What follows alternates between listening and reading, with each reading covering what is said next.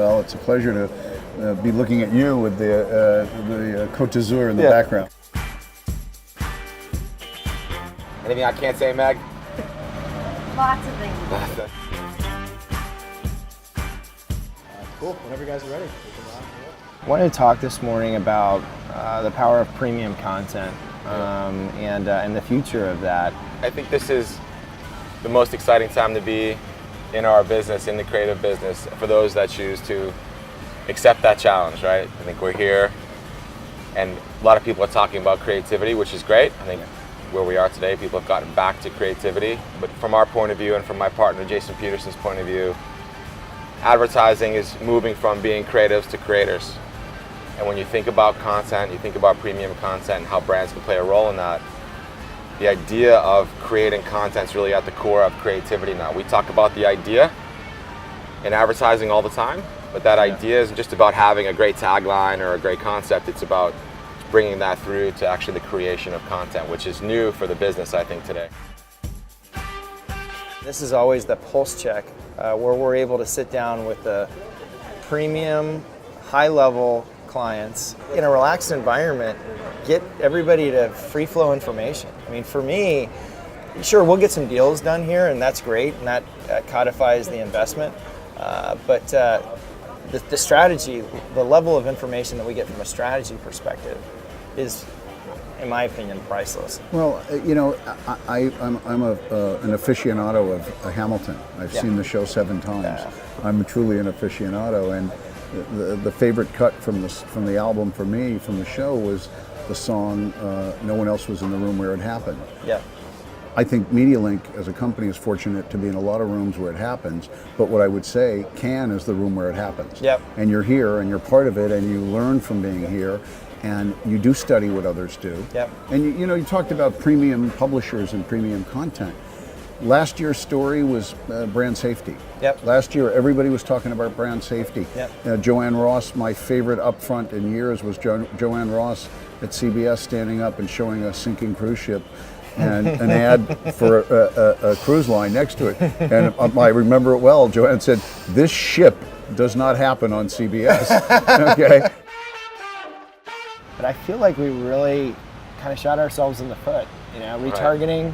Right. And like I get that same ad, I just purchased something and I get it over and over and over again. Right, it's waste. It's waste. Right. And so I think we got to reestablish that trust with the consumer. Right. And level set. So this is all a good thing. Yeah, I mean, it's funny you touched on trust, because to me, trust has been the red thread of all the events here at 2018 Cannes, and I mean not just brand transparency and bot fraud and trust in each other as human beings, and trust but also trust in the creative process, and trust that what we do for a living and the service that we provide to brands is actually meaningful and makes a difference, right? You talked about being retargeted, a digital ad. People click on those by mistake. Maybe they have branding impact, but I think when you look at the click-through rates on the KPIs, it's usually typically people that you maybe hit the wrong button on their phone. I know I've done that a lot. Mm-hmm.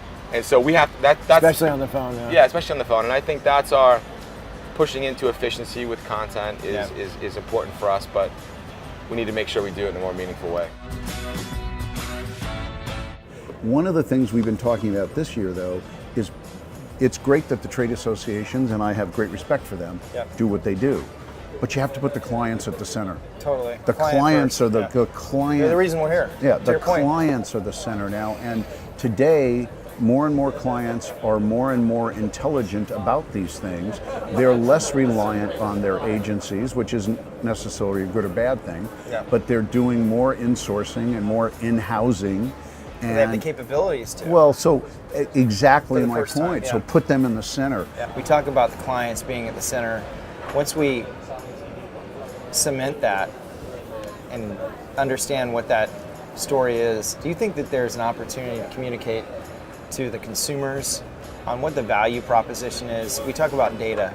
I just feel like our industry, there's a Got Milk campaign out there somewhere, and who could make a better campaign than the advertising industry? Well, when I grew up, I lived in Los Angeles. I was born in New York, but I grew up in Los Angeles. And All we had to do back then was put rabbit ears on the television, and I could watch channel 2, 4, 5, 7, 9, 11, and 13. It was very simple. For free. I didn't pay anything. There was no cable. Right. It was rabbit ears, or if you were wealthy enough, you put an antenna up on your roof. Yeah. And it was free, except the value exchange, the quid pro quo was, whether it was television or getting in my car or turning on my AM, FM Listen to radio, news, it yeah. was free, Yeah. except I had to agree in a tacit fashion to be available Watch and listen. to either listen and or watch the commercial messages, which subsidized my content. Today, the consumer has to understand at some level that the data that has become available to the publishers is being monetized. Otherwise, then you got to pay for stuff. IP isn't going to be created for free. That's not happening. And I feel that nobody's communicated that to them. I feel that nobody has said in a vehicle, we've seen GDPR unfold over the past year.